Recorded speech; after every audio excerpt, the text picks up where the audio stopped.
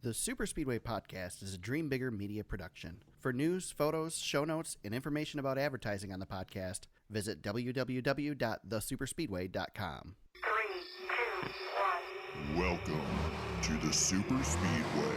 The 20 and the 11, they can both kiss my tempo on the kiss. Remember? Go to 22, I should have wrecked it. Next time I will. Yes, sir. Get tired of that. What's going on? What was that? What the hell happened? I'm not too sure right now. Something with the gum. I think Lee's hood. Hey, awesome. Damn. Unbelievable. Times, Danny. How many times? Welcome to episode 143 of the Super Speedway Podcast, recorded Wednesday, March 4th, 2020. I'm your host, Eric Young, and I am joined, as always, by my co-host, James Cush. James, one thing to bet, you are having a better day than Martin Truex Jr., right? Yeah, that's where I was going to go with that. I thought you were going to introduce me, and I was going to say I'm doing better than Martin Truex Jr., but yes. I stole your line. You did. Stole the whole thing. It's fantastic. Truex was great this weekend. There was some great stuff on Reddit of, like, I think NASCAR tweeted, I think it was NASCAR Chasm that put it together, but it was like a real serene, sounds of nature with Martin Truex, and it's him, the audio clips from the race playing. It was pretty good. Man, I tell you. I mean, he's making a run at Kyle Busch for the Crybaby crown. Yeah, but I'll tell you what, if you haven't listened to Ryan Blaney's podcast this week, there's a good Kyle Busch audio clip at the beginning of that one this week. So Kyle still holds on to it. Not to be outdone. No, I think it's, let's put it this way. The clip is probably maybe a quarter of the length of the clip I played at the beginning of this one.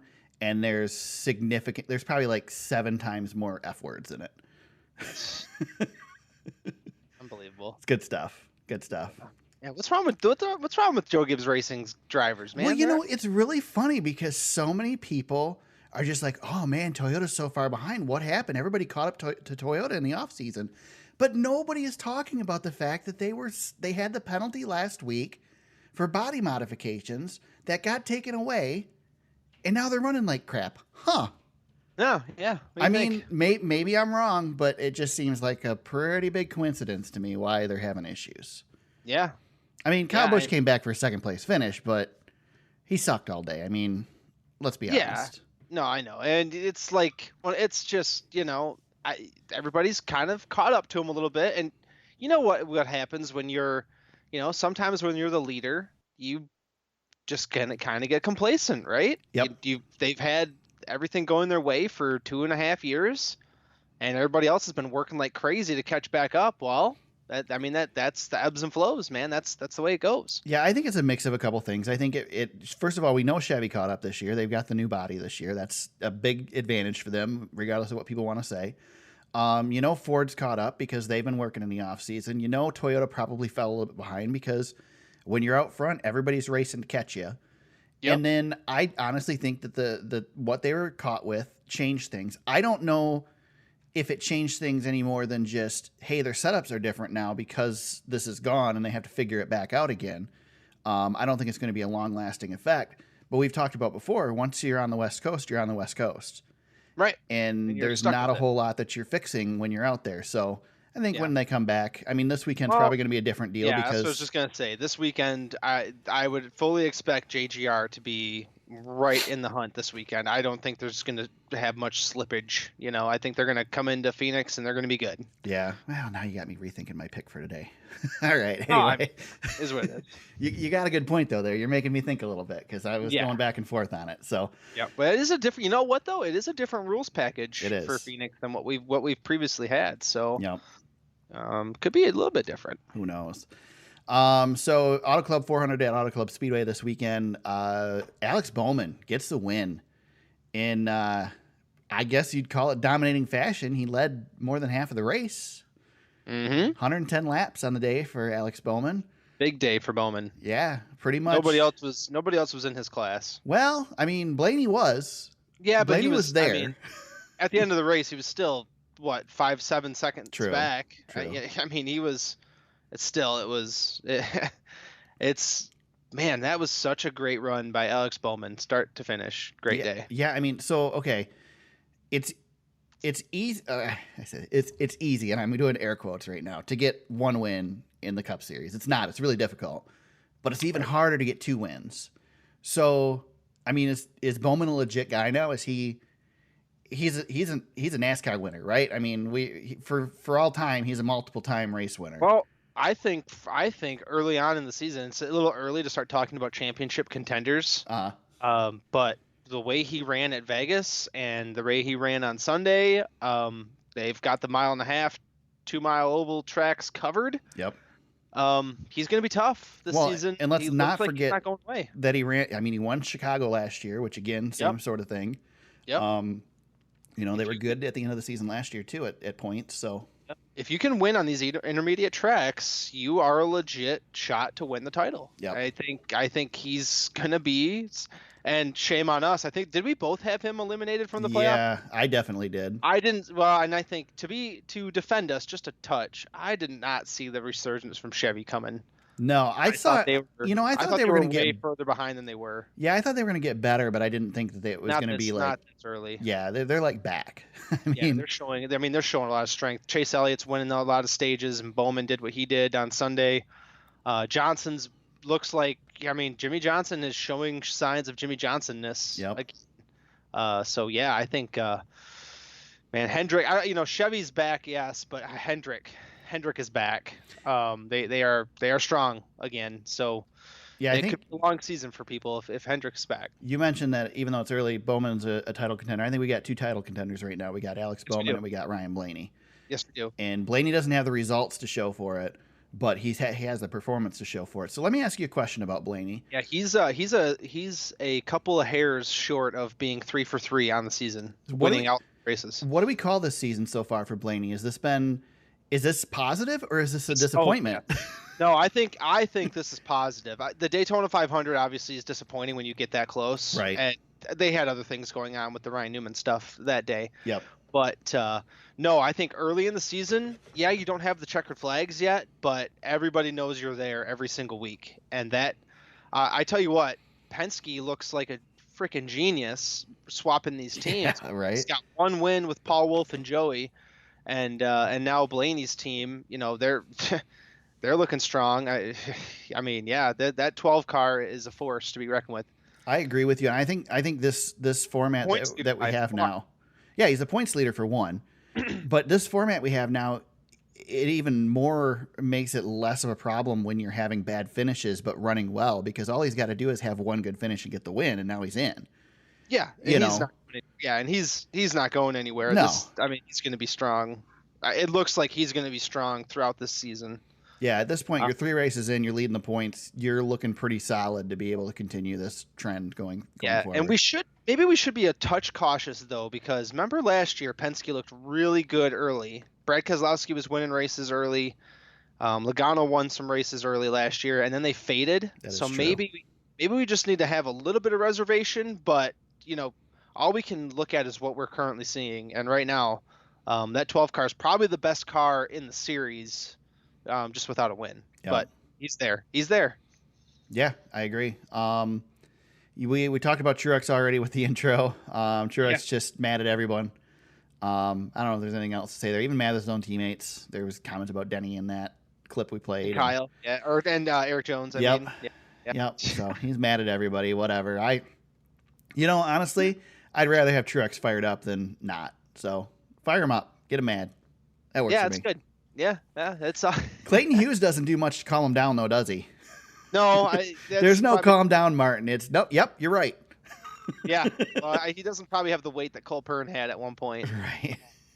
But yes, poor Martin. He's mad. It's okay. You mentioned Jimmy Johnson. Jimmy Johnson finishes 7th.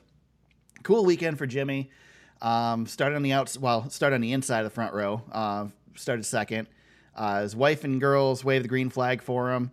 He gets the 5-wide salute behind him as he leads the field at California's home track. About the only thing that would made it cooler is for him to get the win at the end. Cool weekend for Jimmy, and good for him. And I'm glad that he's getting sent out the way he should. Yeah, leading laps, running well. Yeah. Another good day for him, and not a top 5, but another top 10. So, and those have been hard for him to get. Yeah, top 10s are great right now. Yeah, and he's knocking out top 5s and top 10s early in the season. So he He wants to compete for a change. He wants 8, man. Yep. And Can you imagine if he gets the 8th one? How hard is it to step away with it after getting the 8th one? I know. Well, I was just gonna say, I've been thinking, had he been running, so let's say he's been consistently running like this for the previous 2 seasons where he's been struggling. Right. Is he even thinking about retirement at this No. point?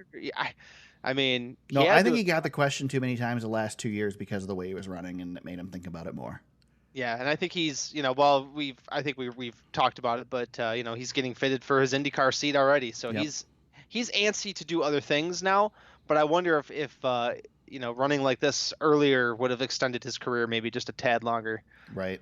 knowing that he's still competitive. And it's a long way to go. I mean, we're early, but still, to see Jimmy as one of the guys now, he's in there. He's in the talk. He's gonna win a race. Yeah. I have no doubt that he will win a race this season. It's gonna happen. I He'll agree. go out. He'll go out as good as he'll go out better than how Tony went out, and Tony went out as probably as good as you probably could hope. Yeah. Got to win. I know he had the injury early in the season. He missed the Daytona 500 and that kind of thing. But Jeff Gordon almost went out perfect and won a championship on his way out the door. So Jimmy's going to at least be somewhere in the middle there.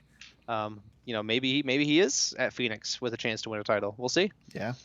Another one I think worth noting, Christopher Bell, last place finish, 38th. Another bad weekend for Bell. Trouble. Yeah, I bet, the radiator went on it, Yeah. parts flying out and knocking him out, and that sucks. Yeah. Yeah. Not much. It'll get better. Yeah. He's got the rookie pains right now. It'll get better. Yeah, it will. He's a good driver, heck of a driver. He's going to have some success. It's just going to take a little time. Yep, exactly. And he's not in the easiest boat there. Yes, he's running JGR equipment, but he's running with a different team. It's a different deal than if he was to come over to a JGR car. Yep, for sure. You want to talk about Hamlin? Yeah, I'm surprised Larson wasn't mad about that. Yeah. I don't know. I think Hamlin. I didn't see that as. I don't know. I mean, I know it's a racing deal, but still, that that didn't look good. Yeah. Wrecking on the front stretch like that. Yeah.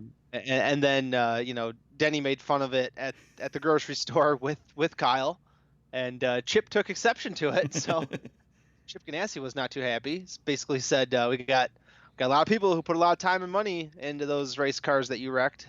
Yeah. So yeah, I gotta wonder, Eric, if Kyle Larson looks at that and goes, "Settle down, Chip." Yeah.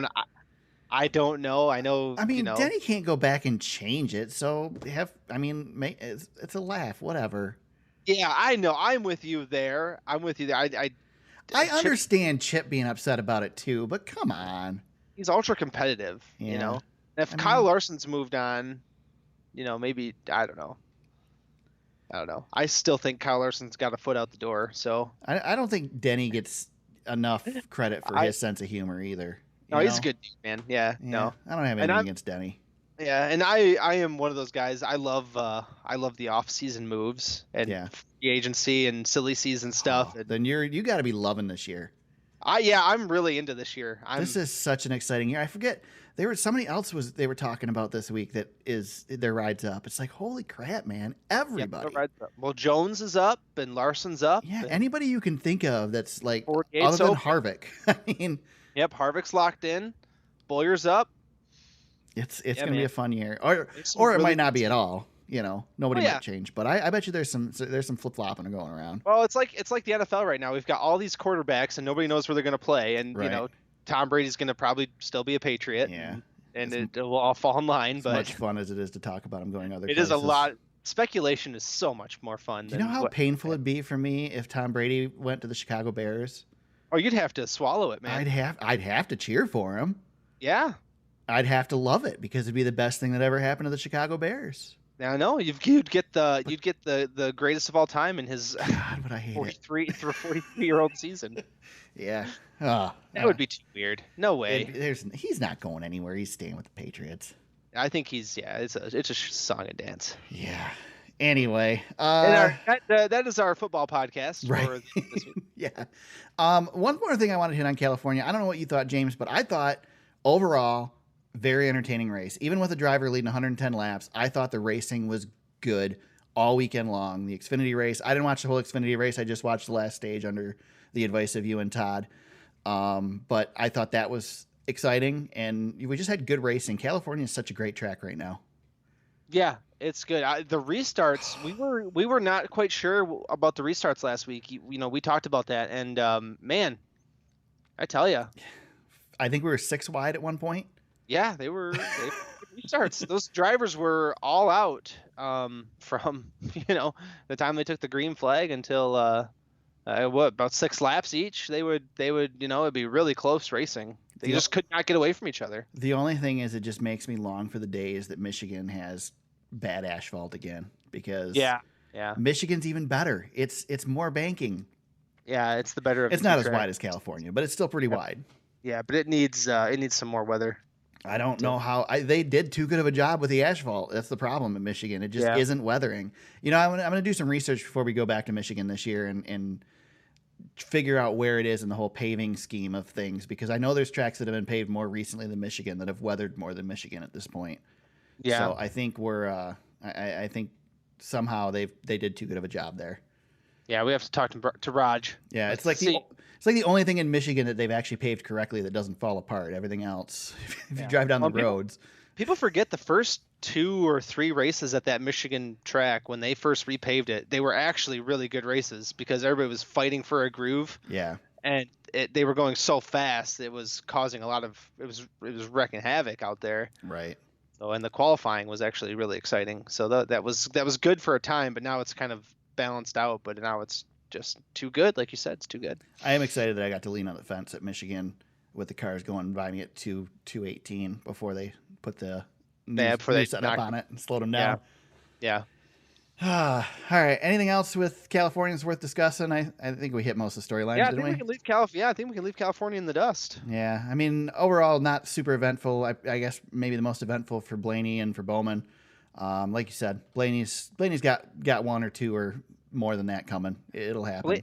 Blaney's Kobe scheme looked much better on the track than it did when we first saw it on screen. The Kobe car looked good. So they asked Blaney on his podcast this week, and I'll ask you, James, bigger deal in California this weekend. What would have been the bigger deal? Jimmy Johnson winning at his home track in his last season, or Ryan Blaney winning with the Kobe scheme? For NASCAR fans, it's Jimmy Johnson. I don't know, man. But if you're a casual fan, I think overall, I think the Kobe win it would be bigger. There was a lot of Lakers stuff in the stands. I was really shocked to see that. I'll give you credit. You predicted the 24 lap. I didn't think it would happen, and it did. So good job with that prediction. Yeah, good. I was glad they did it. They even called it out on TV, so that was cool. My 2 worlds collided in a big way this weekend. It was really cool. I never thought that those 2 worlds would come together at one time. But the Kobe thing is sad, definitely, and all that. But me being so far out of the basketball world, I'm still not grasping it. Yeah, I know. Yeah. Which is ironic considering how big of a Kobe fan you are, and we're on this podcast together. To me, I'm like, all right, okay. Yeah. It's one of those. I know it's for a lot of people, it's a moment in time. For far more people than I ever thought he had an effect on. Right. I'm telling you that it's still hard for people. It makes me realize how the Earnhardt death was to non-NASCAR fans now, I guess. Yeah, the Earnhardt death still affected people because they knew. Yep. They knew who he was, and he had an impact on people. Right. So, all right. Well, James, fortunately, we didn't have much for news this week. Crap. Today was an onslaught. Until we got to today. But before we get to today's news, which there's plenty of it to talk about, let's talk about the bounty. We got some updates on the bounty last week. We talked about Kevin Harvick and what the heck, Marcus Lemonis putting up the money for the bounty. Any Cup driver that could beat Kyle Busch in the trucks. Yeah. And we both kind of were of the belief that nobody was going to take it, right? At first, yeah, I didn't think it was going to happen. So then we get the announcement last week after our podcast that Chase Elliott is going to go for it. He's going to race for GMS at Atlanta in Kansas. And then Kyle Larson threw his name into the hat as well. He'll race at for GMS at Homestead, Miami. Yeah. And then we found out that Eric Jones is in it too. Yeah. And I think Billy Ballew's back. Yeah, I think the Jones deal is the biggest one because James Finch and Billy Ballew. That's awesome. Yeah, I'd love to see them continue to put some money into that truck series. That would be cool again to see. Did you see the tweet that Texas Motor Speedway sent out today about a truck running, practicing for the bounty? Was that the James Finch Billy Baloo truck? I did not see that. I don't know. Okay, I know I didn't have clarification. It was very vague, so we might have a fourth entrant in the. Well, in the, technically we do, because is it Brennan Poole that's running? Somebody else is running too. These are we're talking about the heavy hitters. Yeah, it's not somebody we actually expect to have a chance. These are the big dogs. That Kyle Larson at Homestead's going to be a problem. Oh yeah, if the bounty's not gone by Larson at Homestead, that will be dangerous for Kyle. Yeah, the Kyle and Kyle show. Yep. So we were texting with Todd today. We have a really massive ongoing Facebook Messenger thread because we are living vicariously through Todd, his NASCAR antics. Yes.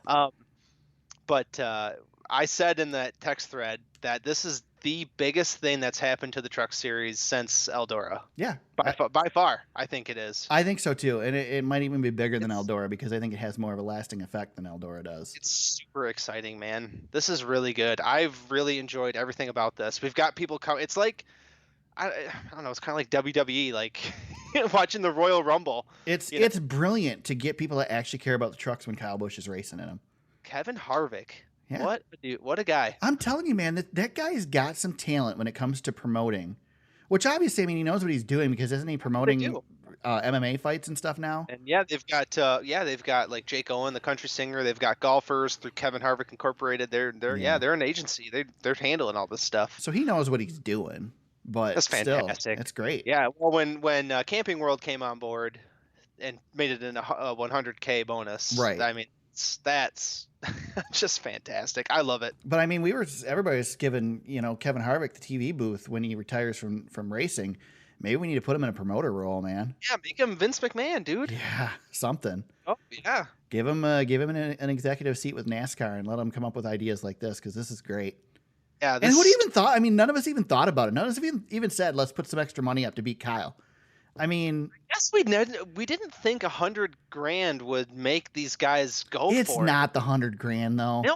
No, but it's the attention that exactly. they like. We're paying attention to it because of the $100,000 and it gives them some incentive. But the real reason is to go out there and beat Kyle Busch. And now Chase Elliott's got a little bit of incentive, whatever the percentage is. I'm assuming that James Finch and Billy Baloo are not going to do this at a loss for Eric Jones. Right. I'm assuming they're going to get something out of this if he can pull this off. Yeah. But yeah, I mean, $100,000 for a Truck Series win is no joke. No.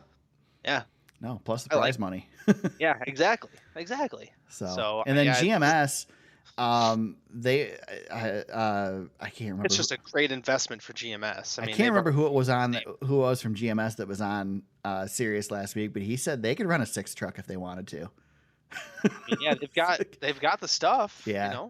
So this truck, the truck that they're running, was already planned to run, but not at these races. So basically, they activated the team a couple weeks early. Is essentially what they did. Yeah. So Larson and Chase are going to split the 24, right? That's the truck they're going to both run. I believe so. Truck. Yes. Yeah. I saw the paint scheme for Chase Elliott's truck. It looks phenomenal. I have not seen it yet. Cool. It's a black Hooters 24, nice. And it's nice. It's a nice looking car. Yeah, I did know Hooters was sponsoring them. So yeah, he's got the black Hooters. I don't know what Larson's going to run. He'll probably run First Data or whatever. Probably one of those sponsors, Capital One or somebody. will probably hop on with them. Yep. So yeah. That's awesome. Speaking of man. Capital One, so I have a Capital One credit card. Talk about a tangent, all right? So I was thinking about this today, and you know how on TV commercials and everything, they've always shown the credit card swiping, so the name is right side up.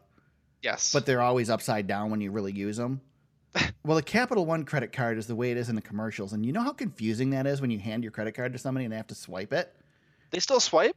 Well, sometimes it depends on where you're at. I wish we could just go to Canada and just everything's tap to pay. I would never carry a card again. I just do it on my phone. But the fact that there's still non-tap to pay terminals here in the U.S. is insane.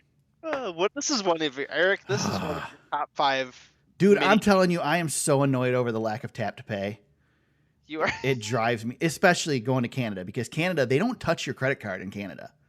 They get uncomfortable if you hand them your credit card. I cannot believe we went there. You mentioned Capital One, man. I know, but this is what we got. Fantastic. This is what we got. I'm just trying to stretch it out before we get to the next topic because I know you're just chomping at the bit for this next one, James. I'm ready, man. Let's do it. Go for Lead me it. into You it. got it. It's all you. Go for it. All right, I'm just going to read the headline. All right. Stewart back at the Brickyard. Smoke is back, James. Smoke is back. I'm going to dust off my Smoke is back t-shirt. Nice. Oh my God, I'm so excited. So he's going to run the July 4th weekend. He's going to run the Xfinity race. Something he said he was interested in doing a long time ago when he retired. Right. And now that he's locked himself in the Hall of Fame, he can't really be taken out of it. So I guess he's going to run. So let me guess, your interest in the road course Xfinity race at Indianapolis now is It's just up. Yeah. Yep. I'm in now. I'll be watching the entire thing. Especially because he's going to have a shot to win. He's going to have a shot to win. Yeah, he will. Definitely. He's going to have one of the best cars in the field. He's not going to, though. Hey, man, don't put it past him. If Biffle can come back and win a truck race, Greg Biffle. Yeah, but that's trucks and he's running. That's a little different because he's running Kyle Busch's truck. Stewart's not going to be in a car that's that dominant. Yeah, but Stewart's going to be in that race, and he's going to immediately be the best road course racer in the field. Maybe. I'm amping this up way up. I know. I know what I'm doing. I know what I'm doing, and I know what I sound. Yeah, like. you're going to be disappointed is what's going to happen. He ain't going to let me down, man. The last time Tony Stewart raced a road course race, you know what happened? Well, no, it would have been the second to last. I was really excited to make that point because he did not win Watkins Glen. Sorry. No, he didn't. He did win at Sonoma. Yeah. In his final win. So yes. Oh, good try. I know. I was really trying to make it up. I know I was wrong. I knew I was wrong when I started to say it. I just continued with it until I was completely wrong. I will say that this is, to me, is the same thing along the lines of these guys running the truck series. It's just added interest in this race for me.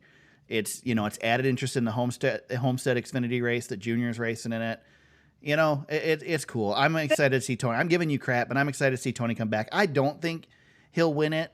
I think coming back in a road course, even though Stewart is good on road courses, I think coming back on a road course is almost less of an advantage. Do you think it's an equalizer? I don't think so. I think there's so much to like managing one of these cars that I think he's at a disadvantage coming back at a road course versus anything else. I say that, and then guys like AJ Allmendinger come out and win road course races on one-offs. So maybe not. I don't know. Maybe.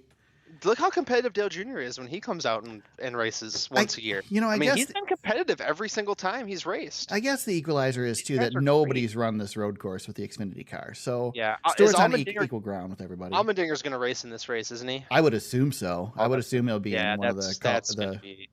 Yeah, that's going to be a problem. That'd be a good challenge and even for Stewart. Stewart's teammate's going to be a problem in that race too. Chase Briscoe, he's going to be good. Yeah. So, yeah. I hope they run some sort of a 14. I don't know. Maybe is there Home Depot 14 comes on board. Is there 14 in the Xfinity series right now? I don't think you can run the 14. Yeah, I think somebody else has already run the 14. So, yeah, there's a reason that they had the 00 in the 98. Yeah. Now it's just the 98. Maybe he'll run the 00 or something.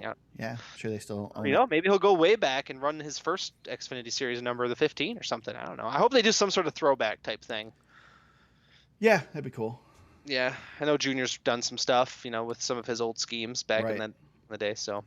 Well, he's doing it again. I'm excited, man. When you actually beat the scene this, I was pretty geeked. When I saw that this morning, it's like I don't text and drive, but this was a text and drive moment because I was listening to Sirius this morning and they made the announcement on Sirius, and I immediately sent the text out because I wanted to beat you to this. Yeah, you were all over it. I could imagine you seeing my message and then like immediately going to Twitter this morning and going, "Oh yes." Normally, what happens to me in these situations is I get like a version of the meat sweats. I get so excited that I can't stand myself and I start to sweat. Nice. That's just pretty much what happened. I was like, "Yes, this is great. Give me all the news." That's funny. So now, yeah, I've geeked out. There we go. I'm good. I'm good now. Good stuff. Good stuff for sure. I am looking for something, trying to kill some time here. Blah, blah, blah. That's a great way to do that, huh? Yeah, all right. That's a great transition. Yes. All right. Let's talk nuts, James. Nuts. Shall we talk about nuts a little bit? So let's do it. More big news this week. NASCAR announced the next gen car will utilize one lug nut on each wheel instead of 5. And I'm really curious to hear your opinion on this, James. What do you think of this change? So hold on, before you get into it, here's why this is. So next year they're running 18-inch wheels instead of they're 15 now, right? Yeah, they're going so they're bigger. Running 18-inch wheels. You can't do an 18-inch steel wheel as they are now because they would be quite a bit heavier than they are now, and they're heavy enough as it is. So they're running an aluminum wheel, and because the material is aluminum, loose lug nuts with a 5-lug system would harm the integrity of the wheel, cause more potential breakage, blah, blah, blah. So they're going to go with the single nut because it's safer in the long run. You're not going to have the loose lug nuts, and when you do have a loose lug nut, it's the entire wheel that's going to be loose, not one part of it or whatever shaking around and breaking an aluminum wheel. So the reason for it, NASCAR says, is safety. However, it is not like any production car. There's only a couple like really exotic cars that have single nuts. The rest are 5 lugs or whatever. That's what we're used to. So now, James, what do you think? My issue is not with the lug nuts. Okay. It's with the whiny fans. Okay. It's always with the whiny fans. No, man. I really, is this that big of a deal that fans are up in arms? Like, fans are really mad about this, and I don't get it. I don't understand it. Listen, we're moving into a new future with NASCAR, and everything's changing moving forward. This is just one of those things where I don't know, man. This does not bother me as a fan of the sport. I am gonna miss Ryan McGee. Nailed it with he did a column on this. He said that what the things the fans are gonna miss is the whiz, right. when they're changing the tires. That's all they're gonna miss. Now it's just gonna be one. It's gonna be 2, one on, one off. So I think it's good. I don't like the design of the rims. I think they look really bad. I like them. That's my only thing that's my personal opinion, though. I could really care less. But I mean, as long as these cars are hard to drive and these drivers have to work, I don't care. I mean, put 7 lug nuts on, whatever that is. Let's do it. But so let me give my I'm good with this. Let me give my opinion on this. I hate it. I absolutely hate it. I hate the fact that we're changing something that is, that is part of the excitement of standing on pit road. That's part of the excitement of watching a pit stop is watch these guys take off and put on 5 lug nuts as quick as they do. It's cool. To me, as a fan, I go to the race. I'm, go out on the track after the race, and I'll grab a lug nut or 2 and bring them home for my boys. I think that's cool. Won't be able to do that anymore, at least not in the Cup Series. That being said, I don't think we're going to notice any difference. No, it's not I think this is something that 4 races in next year, we're going to go, oh, yeah, that's right. They changed the lug nuts. Yeah. So as annoyed as I am by it, as bothered as I am by it, I don't think it matters. So no, it's not. It's just big a purist of a deal. thing of me. From me. like I said, I don't like the way the rims look, and I'm annoyed. I am annoyed by that. But this isn't a be all end all. Right. Shame on you, NASCAR, for changing it from 5 to 1. This isn't putting a wing on the back of the car like they did with the COT. Right. That was stupid. Yeah. I mean, but there's a lot of stupid things that happen in NASCAR, and this is not. I don't think this is one of them. Well, speaking of stupid things. Oh, this is going to get me going. I saw what you did. Yeah, I just added to the show notes my horrible attempt at of stalling for a minute. I finally found what I was looking for on Reddit. So in the NASCAR Fan Council survey, one of the recent ones, they asked fans to rate their opinion on different locations of numbers on the Cup cars. I have opinion on this. And so traditionally they're on the door. They've got, I'm looking at it right now here on Reddit. There's one where the sponsor's really big across the door and the number's small on the bottom, right down by the wheel well on the door. There's one where the sponsor's big in the front. The number's just the same size, but pushed way back towards the wheel. There's one where it's small up in the front where the contingencies used to be and the sponsor's big on the door. There's one where it's back on the rear quarter panel. And then there's one where there's no number on the side of the car at all except on the rear window, the rear side window. And I have a feeling, James, you're going to have the same opinion as me. So ASA back in the day moved the numbers off the sides of the cars and put them on the rear quarter panels, and I hated it. And NASCAR did it once before. Well, it wasn't NASCAR anymore. When the Goodies Dash Series sold and became the iCar Dash Series, that season that they attempted to run, they got rid of sponsors and numbers completely and branded the cars like monster trucks with different names and stuff on the sides of them. Of course, there was the track worker that got killed in the first race, and then the series went under immediately after that. So we never got to see any more of that series, which, by the way, I missed that series. I think that series was spectacular. Yeah.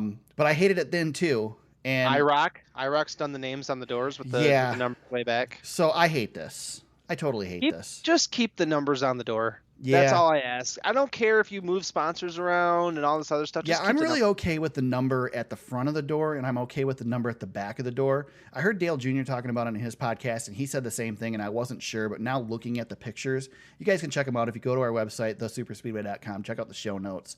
There's a link in there to the image.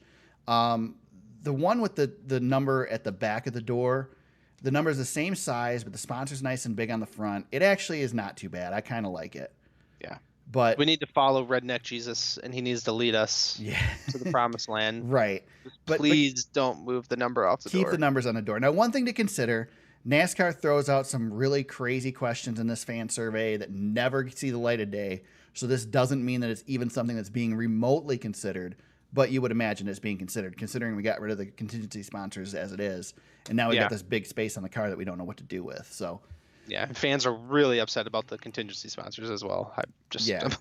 And I will take this as a moment also to get back on my soapbox about the numbers again.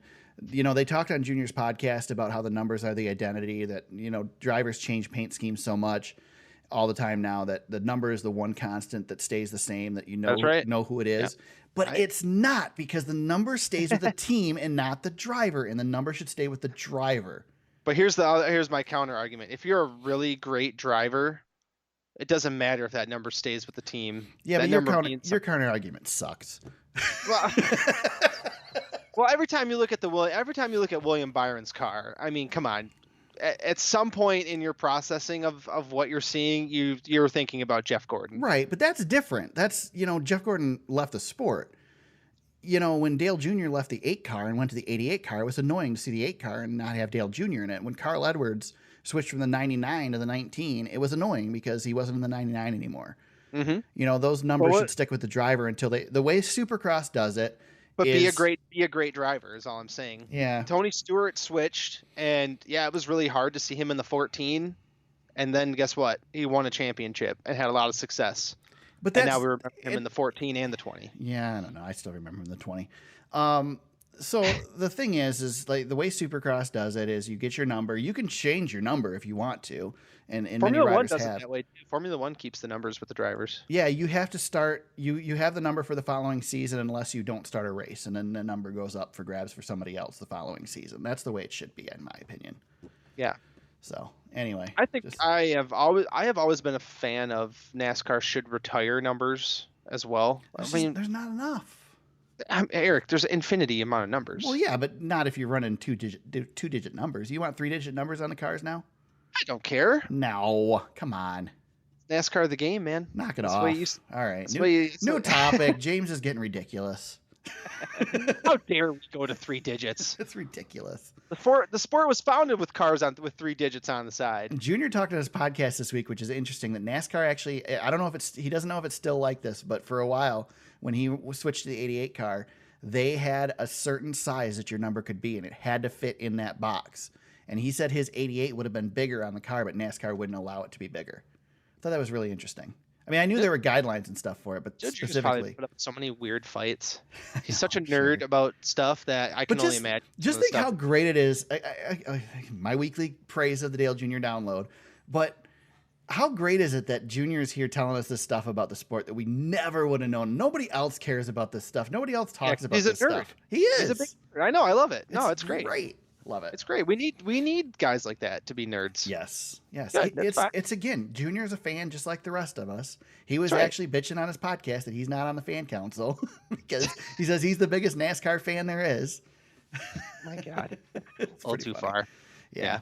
Well, he wasn't really complaining, and then he says, "Well, maybe they don't have me on there because I put everything public that is in the fan counselor survey." Yeah, he does puts everything public as it is anyway. Exactly. All right, next gen car we're already talking about a little bit. Let's talk some more. William Byron tested it this week at Auto Club Speedway. What is it? Monday and Tuesday, Monday and Tuesday, right? Yeah, And Monday, Tuesday following Auto Club. He was there.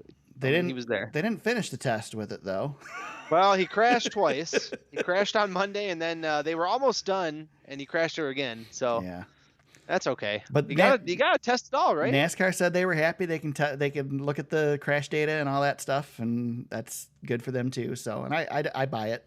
You know, they're probably rebuilding this whole thing after every test anyway.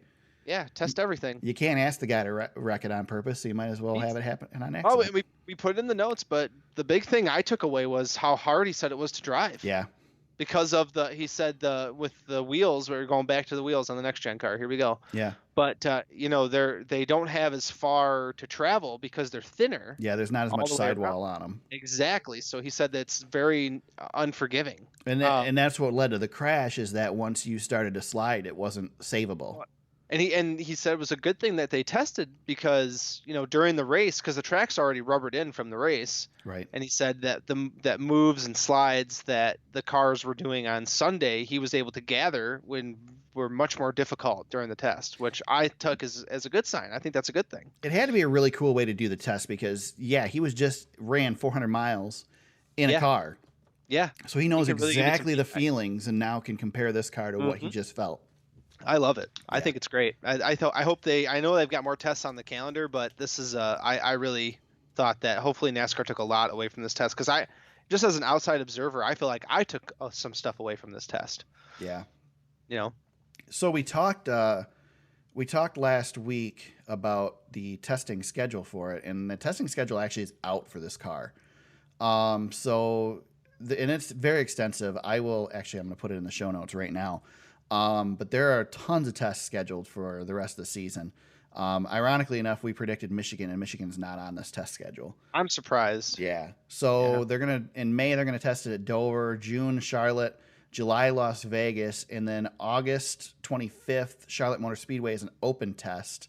So I'm assuming that means we'll have... Yeah, it's cheaper to than bringing everything to Michigan. So that makes sense. And then I'm assuming that we'll have, then if it's an open test, we probably will have maybe more cars involved. Yeah, teams are probably going to be building cars. Well, isn't I saw this on Twitter this week. We don't have it in the show notes, but I think the cars are being, it's not is it the chassis? They're being built in Michigan? Yeah, I believe you're right. Yeah, near I think near Lansing, south of Lansing. Yeah. The company that I think won the bid is building them. So anyway, yeah, there's I thought we'd see, well, and then Charlotte's probably going to be that big open test then, right? With everybody's going to we'll probably hopefully see some race action. Yeah, there's a lot of tests at Charlotte. So Charlotte, Richmond, Charlotte, Texas, Charlotte, Daytona, Charlotte, Dover, Charlotte, Martinsville, Charlotte, Las Vegas, Charlotte, Phoenix. Yeah, it would actually be cool to go see one of those tests in person. Yeah, it would be. I was hoping they were going to do one at Michigan because I would have stayed over. No, you said Chicago's on the list? No, Chicago is not on the list either. That could be your opportunity as media, but I don't think they're letting media into the test. No, probably not. They may later. When they get closer. Yeah, absolutely. I'd like to see some, towards the end of the year, I'd like to see them try to do some racing with these cars, but one more thing that I wanted to mention with this car that I don't know if I saw anywhere before or if I knew this, but William Byron mentioned sequential shifting. And that I thought was pretty interesting as well. So no longer are we having, the shifter tree design like you're used to in your, stick shift car that you had 20 years ago. But now we're talking, we're talking sequential gears, not paddle shifters. I'm assuming it's still an actual shifter, but it's just forward, back. That's a big change when you're talking, road courses down the road. Yeah, big change for road courses and restarts too. I mean, that's going to be, getting up through the gears is going to be a big deal on restarts. So yeah, more aggressive on the shifting. Yeah, I think so. Yeah, the cars are going to get up to speed probably a little bit quicker, I would assume. Yep. Junior made a comment on his podcast that everybody's complaining about the wheels, but that there are a lot bigger changes in this car than the wheels that we're going to be talking about going forward. And Yeah, this is just probably the tip of the iceberg, really. Yeah, 2021 is definitely going to be. We're going to look back on it, in 50 years.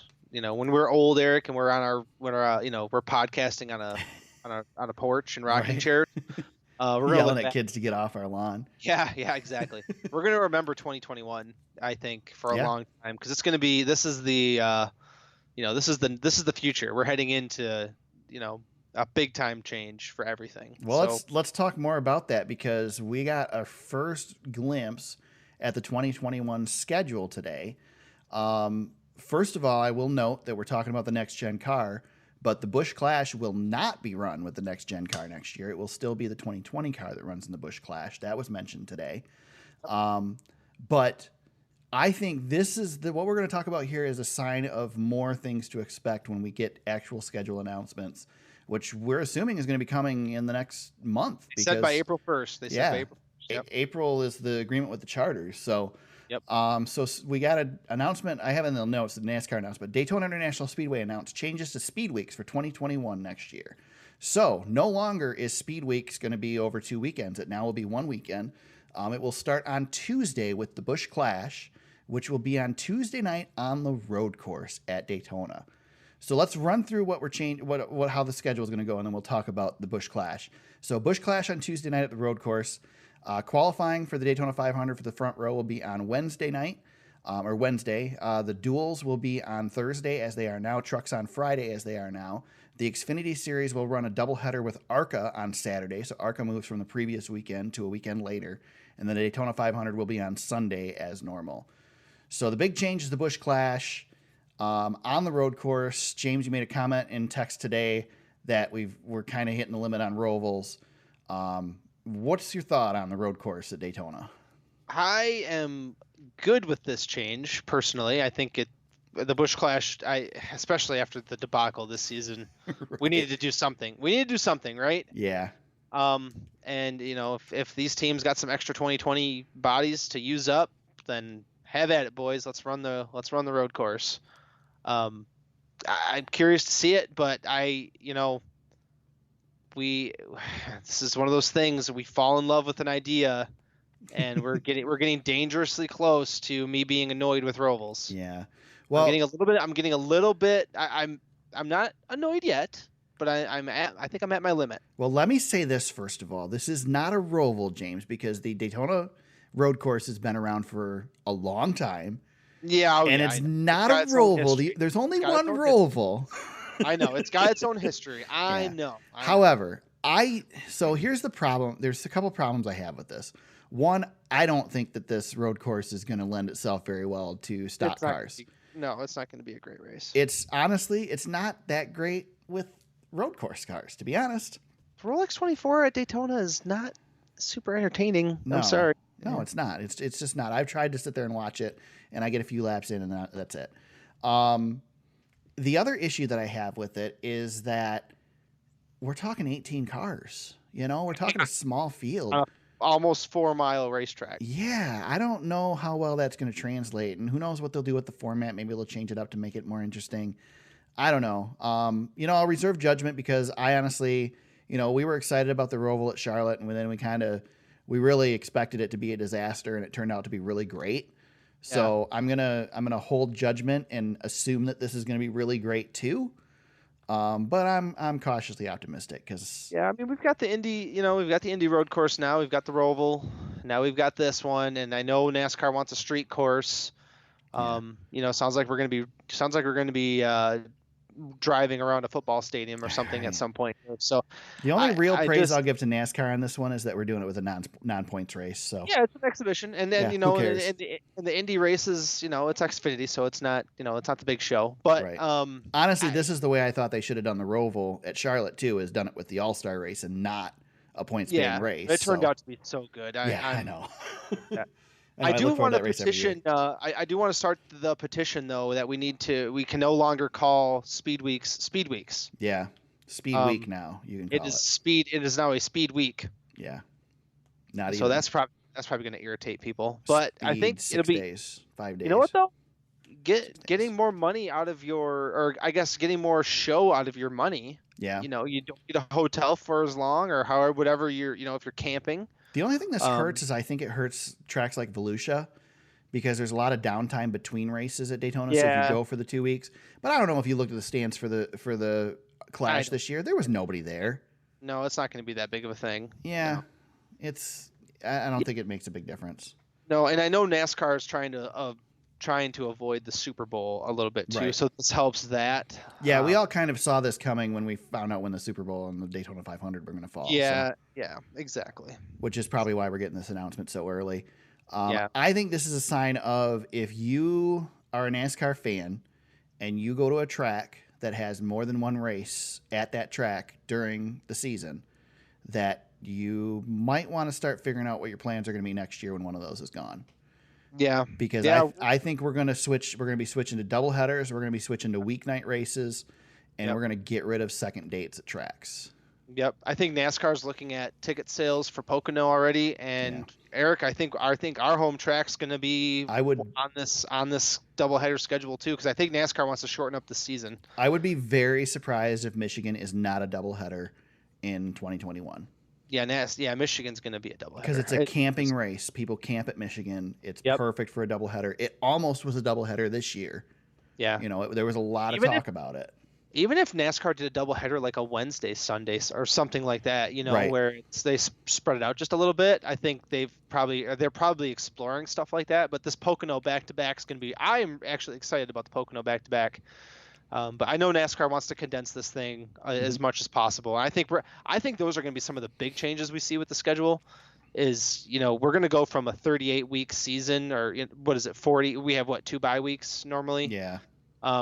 So let's say it's a 40-week season. I think we're going to get down to 32, somewhere around there, where we've got some of these doubleheaders and we're shortening it up a little bit. I think we're going to gain a couple tracks too. I said today in text, I would bet money on Iowa being on the schedule next year.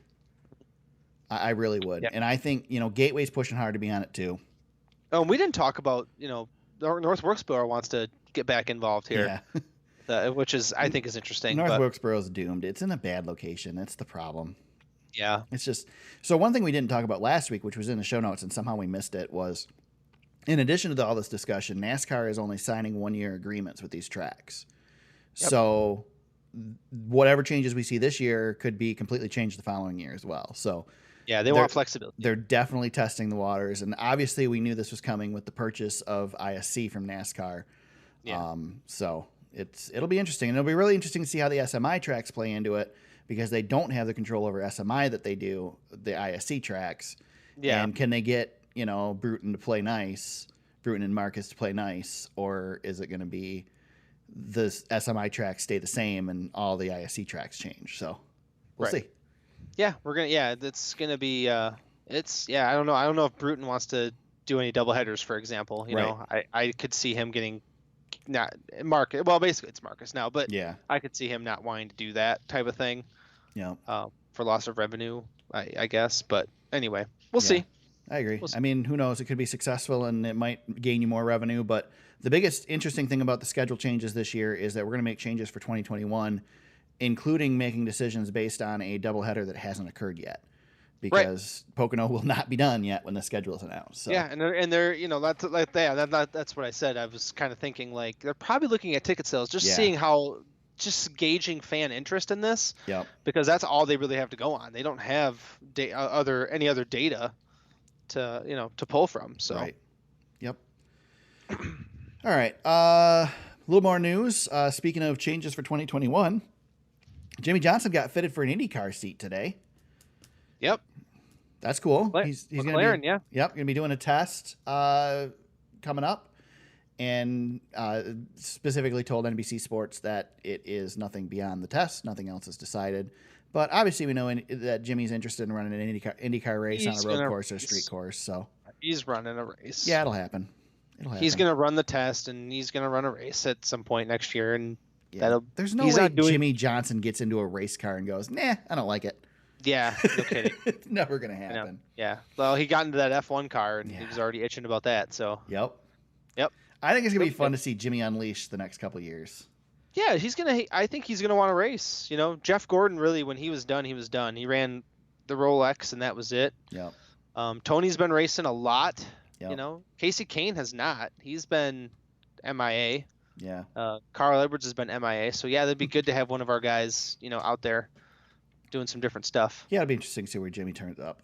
Get him in a trophy truck, maybe some other stuff. We'll That'd see. be cool. I'd love to see him in a trophy truck. Have him run Robbie Gordon series or something. Yeah, there you go. Yep. That'd be pretty cool, especially if we start getting IndyCar mixed in with NASCAR, because that Robbie Gordon series runs with the IndyCar series usually. Yep. That'd be pretty cool. Jimmy could run an IndyCar and a truck in the same weekend. Right. Good Yeah, stuff. there's a lot of possibilities. He wants that flexibility, so let's give it to him, man. Yep. I want to see what he does. Yep, I'm excited about it. I'll be keeping an eye on him. Yeah, definitely. Speaking of Jimmy Johnson, they announced today, Atlanta Motor Speedway announced today, he'll be the Grand Marshal for the Cup race there, and will give the command to start the engines from his car. I think that's pretty cool. There you go. That is very cool. Yeah.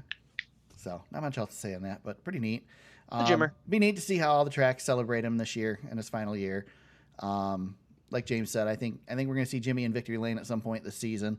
Hopefully it's a good season for him, and it's cool to be part of. Cool to be around for his final season for sure. Yeah, absolutely. With that, did I get all the news? I'm looking at Twitter. I keep seeing a repeat of them riding a Segway around Phoenix International Raceway for some reason. I don't know why that keeps scrolling through. But I think we got it all, right? Yeah, I think you're good, man. We didn't miss anything this week. All right, so we go to Phoenix Raceway this weekend. Thankfully, it's Phoenix Raceway again. And the Fan Shield 500, I'm trusting James on that name because he put it in the show notes. That's what the Google told me. All right. Google's got to be right. Yeah. Last week, you did the math for me. Thanks, James. I appreciate that. No problem. Last week, I got the win on both. So we're tied back up 3-3. I picked Kurt Busch, who finished ahead of Jimmy Johnson, James's pick last week. And I picked William Byron, who finished ahead of James's dark horse pick, Austin Dillon. Yep, So I'm going to play this game a little differently from now on. I got burned. We're tied 3-3. And Austin Phoenix Dillon, Raceway this weekend. So Phoenix is interesting because the last two races here, we were in the high downforce package. Yep. We're back to the low downforce package this weekend. Hard to say what to expect. James threw me for a little bit of a loop because he mentioned that we should probably expect the Toyotas to be back on par, because I was kind of leaning towards a Kyle Busch or Denny Hamlin pick. But then I was like, no, I'm going to play it safe and go Kevin Harvick. And then James dropped that line. But I'm going to stick with my pick. I'm going Kevin Harvick as my pick this weekend for Phoenix. Did I steal that from you, did I? No, I was thinking about going with Kevin because I wasn't sure if you were going to make the switch to Kyle. Okay. But since you're taking Kevin, I'm taking Kyle because we have points on the line here. Yes. I'm going to try to combat you with Kyle Busch.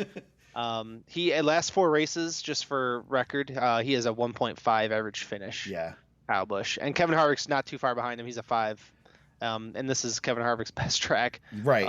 By far, he is the man here. Denny Hamlin's a sleeper in the top picks too. He is. Oh yeah, yep. Denny's a really good pick here as well. So, well, what he did last fall, that could have been the beginning of his storybook championship season. Unfortunately, he wasn't able to finish the deal, but yeah, that was an incredible race he ran in the fall. So yeah. Now we're switching the rules a little bit, and he's got that Daytona 500 win, so this doesn't mean quite as much to him, but. You know, he'll be good. He'll be tough. Truex is, I mean, the Joe Gibbs cars are all going to be tough. Truex is right there. Yeah, so, and, you know, Blaney, we talked a lot about him earlier, but I want to see what he does here. I am curious to see what his run looks like. Yeah. You know, with all of his success so far, I'd like to see if he's still a contender here on Sunday. Totally agree. All right, James, you get first dark horse. First dark horse. Boy, I'm gonna see who qualifies for dark horse. I don't think Eric Almirola qualifies anymore, does he? You finished top 5 in points. I don't think you can be considered a dark horse. Yeah, I don't. It's tough, but I don't think so.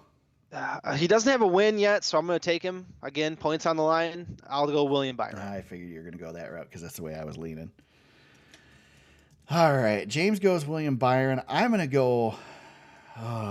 Would have been a good dark horse is Alex Bowman at one point, but now he's Alex Bowman is off the dark horse table now with 2 wins. Can never use him as a dark horse again. He is off the table. I know who I would take if I was in your shoes. I am going to go. Man, do I go with the one? All right, There's 2 drivers. There's 2 drivers I like. I'm curious if you're so. it's been a terrible season, but he's run well at this track. And I'm going to say he turns it around in an underfunded car. And I'm going to pick Daniel Suarez as my dark horse. Oh, this my weekend. God. I know, right? Well, just put the point down for me. Right? I'll take that one. Who were your picks? Let me guess. You were going to go Stenhouse and DiBenedetto? No, I was going to say DiBenedetto, and you know who else I would have liked is Ross Chastain. Ross Chastain's a good pick. He's been running really. That's actually a really good pick. Yeah, that's a good one. Oh well, too late. I'm in another fantasy league not related to ours, and I am going to ride the Ross Chastain horse right until the end. Yeah, it's a good thing to do. Speaking of fantasy, how'd fantasy go this week, James? I don't think I want to talk about it. Oh boy. If Blaney doesn't blow that tire, man, I am really sitting pretty. But I think I had Blaney too. Yeah, I think a lot of people did. Yeah. I was able to get the win in the race, and I am now the points leader. Nice. So that was a solid fantasy weekend for myself. I was pretty happy about that one. I'm looking at the standings. Just a second here. I want to see who else did good.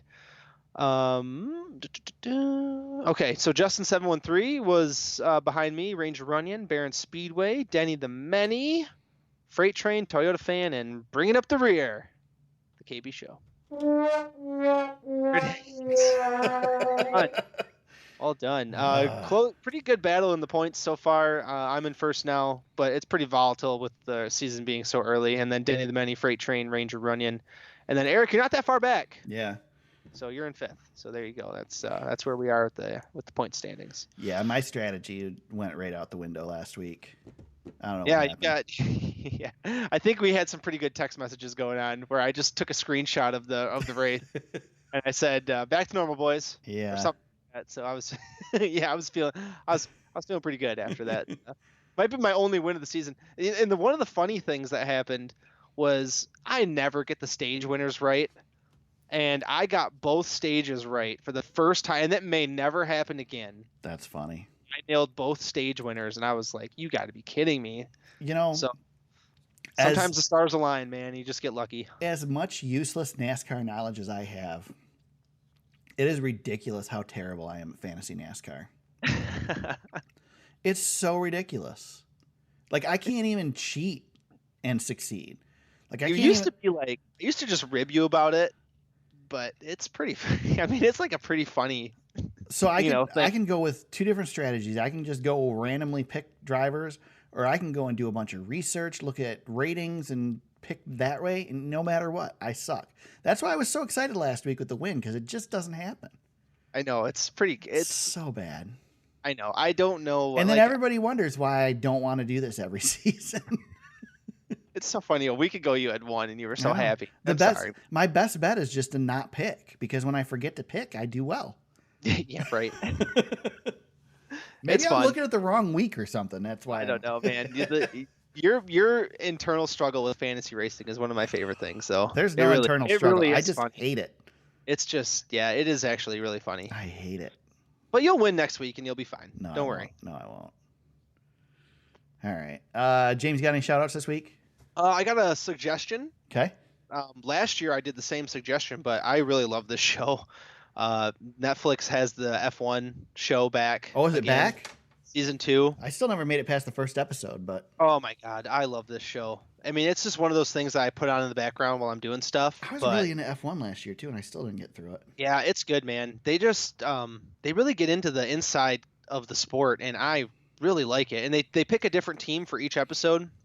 There's been a lot of Red Bull. I'm about halfway through the season, and there's a lot of stuff about Team Red Bull, which is kind of fun. A lot of turmoil with that team. Haas is one of the teams that's featured early, and they look like a you know what show quite a bit. But I just wanted to suggest everybody out there, if you have a Netflix account and you're looking for something to, when the Cup race isn't on or whatever, there's no racing on, and you want to get your racing fix. The F1 show is actually really good. Even if you know what happened last year, with the F1 series, I wish NASCAR had this. This is the kind of content I really would love to see NASCAR get in the business of, because, Netflix is doing this thing now where they show top 10 shows like top 10 shows in America or top, what people are watching. Uh-huh.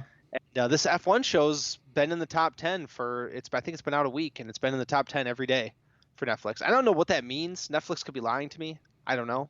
But it's good. It's a good show. I really like it. Cool. And they're about, I think they're about half an hour a piece, so they're pretty bite size. Yeah. It's good. That's nice. Yeah, good stuff, man. The camera angles are good. The storylines are good. I'll have to It's try good. and get into it again, but I still need to watch last season's. I don't know. I don't know why I didn't continue on. There's just so much stuff going on that There's so much TV to watch. the problem too, with Netflix is that I'll go on there and it's like, oh, The Office. So I'm going to watch another episode of The Office. And that's just what happens. I just That's end the up. problem, man. There's so much content out there. What are you supposed to do? If it wasn't for NASCAR, I wouldn't need TV. That's literally the only thing. Two things I watch on. I have YouTube TV. The two things I watch on TV are NASCAR and Supercross. That's it. Yep. I quit watching Survivor. I was a big Survivor fan. Watched every episode of Survivor. Watched every episode of Big Brother. Those are done. I don't watch them anymore. Yeah, you got to pick your niches now and kind of stick to them. If NASCAR would just come out with pay-per-view, just that's it. I'd be in. Of course, it probably costs more than TV. These darn streaming networks, they just keep getting you with a little bit to make you not go. Like I was thinking. Oh, you mean like every time HBO has some new show that comes on, it's like, oh God. Oh my God! I was just gonna say HBO because I was seriously like, okay, HBO. I've kind of watched everything now. I'm good. And then they come out with The Outsider, and I'm like, oh, this is really good. And then following The Outsider is Curb, and I am Larry David, so therefore I feel like I need to keep up with it. And it's man. See, mine was Veep and Silicon Valley would come out at the same time, and that was perfect because I'd get it for a month, binge watch all the episodes once they were out, and I was done, and I'd cancel it. Yep. Well, then they started going, offset. So now I'd have to get Veep, and then I'd cancel, and then I'd come back for Silicon Valley, and then Veep ended, and it's like, okay, good. Now Silicon Valley's in its last season. That'll end. That's done. And then I saw some preview for another show. It's like, oh, God dang it. Yeah. Good stuff, man. They got a lot of good stuff. Yep. Prestige shows are hard to find these days. So yeah, I'm stuck. Can't get away from it. So I have a shout out as well. My shout out's a little obscure unless you're in the know, which more people are in the know than they used to be. But I'm going to shout out a guy named Charlie Crawl. I like Charlie. He's works with ARCA. Wink, wink. Yeah, right. Charlie works with ARCA. He's one of their top PR guys, and he's been doing the broadcasts for their the old K&N series. It's now the ARCA East and West series. On the NBC Sports Gold package. He's done a really nice job with it. It's been cool to listen to him. Great voice. He was an announcer at Michigan International Speedway at the track for quite a while. And again, if you're in the know, you might know him for other reasons as well. He's been on the podcast before, and that's all I'll say. So Charlie Crawl, check him out.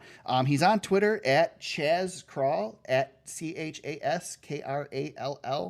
And he's got all kinds of info about ARCA. He does a great job with ARCA, and big friend of Michigan International Speedway as well. And if you're a fan of NASCAR, you're probably already following him on Twitter. You just don't know who we're talking about. Exactly. And I think, it's pretty easy to do a search and figure it out now. Yeah, it's not really a secret, but anyway. Yeah, give Charlie a follow. Check him out on NBC Sports. On NBC Sports Gold. He does a good job with that. And again, big proponent of the ARCA series. Very cool that he's got the job with them. And like I said, friend of the show as well. So very cool. Very good.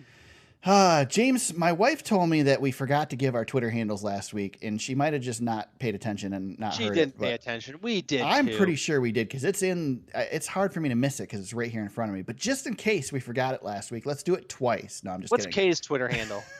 She doesn't use Twitter. I think it's Mrs. Eric 8199 from my old Eric 8199 days. But yeah, she hasn't used Twitter in forever. She's a Facebook stalker, is what she is. She doesn't. Oh no, yeah. She posts every once in a while, but usually she just reads. So, James, where can they find you on Twitter, though? At James Cush on Twitter. You can find me at TSuperspeedway on Twitter. You can find the podcast on Facebook at facebook.com/thesuperspeedway. Our website is thesuperspeedway.com. You can click on that, check out show notes, links to all the articles that we discussed today and in past shows. You can find past shows on there as well. Coverage of races that we've been at throughout the past couple seasons, and all kinds of other little goodies on there. So thesuperspeedway.com, check that out. You can find the podcast on Apple Podcasts, Google Play, and SoundCloud if you want to become a part of the show and help us out, help us get to the track, or just become a part and have some fun with us. you can do that at Patreon at patreon.com/thesuperspeedway. So we head back to the West Coast this weekend, Phoenix Raceway. One more race on the West Coast before we come on back. I don't really have anything else to say about it, I guess. It's back to the old short track package on a track that's not a short track, according to Dale Jr. And we'll be back next week to discuss it all. Until then, everybody, let's go racing.